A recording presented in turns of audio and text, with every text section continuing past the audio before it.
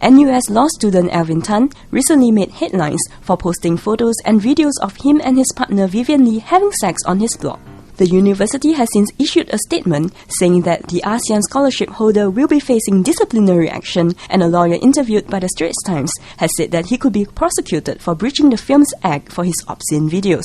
Despite earlier saying that he wasn't ready to come to Singapore, Alvin did make the trip from Malaysia to do an interview with Razor TV. Thanks for taking your time out, and I just want to go straight into it and ask you why you're back in Singapore. Because at first you said you didn't want to come back here because you wanted to avoid all this controversy, and now you're back in Singapore. What brings you back to Singapore again?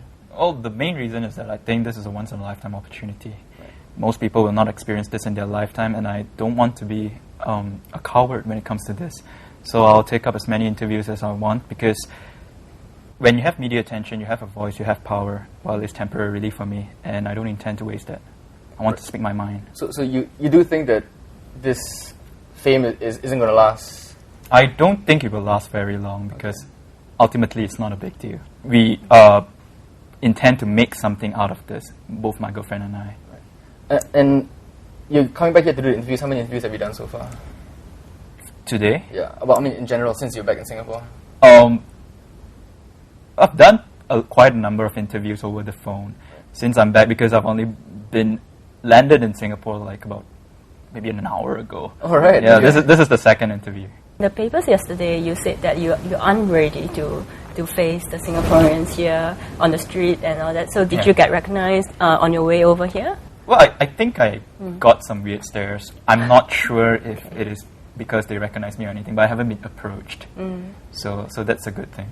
Okay, so you're feeling okay about coming back here? I'm feeling okay. I'm feeling pretty comfortable. It's good old Singapore. Right. And how's Vivian doing? She's doing fine, She's eating, sleeping, just going on life as normal, business as usual. Right. Has it affected in any way? This suddenly been thrust into the limelight? Some would say in a negative way. I would say she enjoys the limelight. Does she? Right. From what I gather, I was with her last night, obviously, so I know. But her family, on the other hand, is not too happy about the limelight. Right. Okay. So, was she herself sort of distraught over this limelight, I guess? Well, I think at first she was a little at a loss on how to explain this to people like close relatives, right.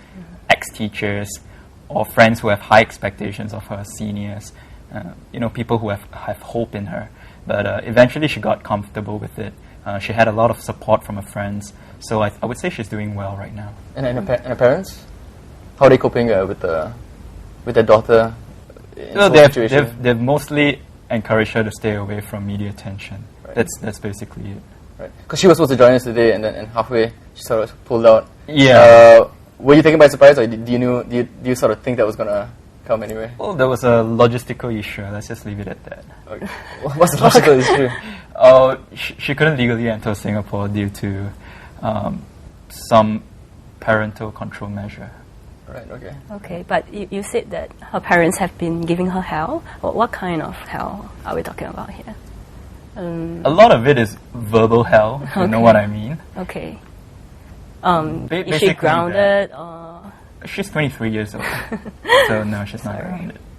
Well, what are some of the things that the parents have sort of said to her that you know of? Well, it's more of troubleshooting measures than the whole, you are so shameful, you are so embarrassing. She's heard enough of that, and I think her family knows that as well. So it's more of what they can do as family members for her. So a lot of it is, stay out of media attention, don't blow this over, don't blow this up even more.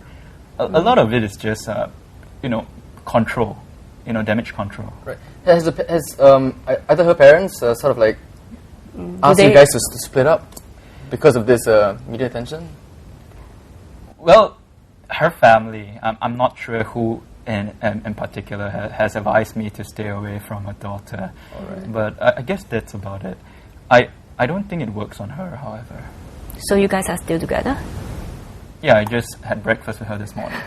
Okay, so how would you classify your relationship with her? I know that the papers have been saying that you guys are a couple, but I want to hear it from you. How would you classify your relationship with her? What's the status right now?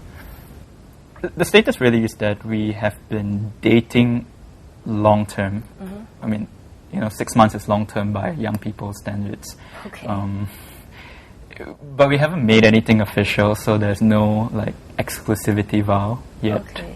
All right. Yet. So you guys still dating, and nothing is serious.